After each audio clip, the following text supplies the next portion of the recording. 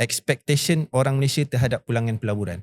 Ramai menganggap atas 10 tu baru tinggi. Atas 10 baru tinggi, okay? Atas 10 tu baru baru okey. Baru kira dia puas So hati. bawah 10% dia rasa macam rendah. Macam rendah. Okay, apa pelaburan yang bagi more than 10% sekarang ni? Sebenarnya banyak je. Kan, betul. Tetapi dia punya risiko pun sama tinggi lah.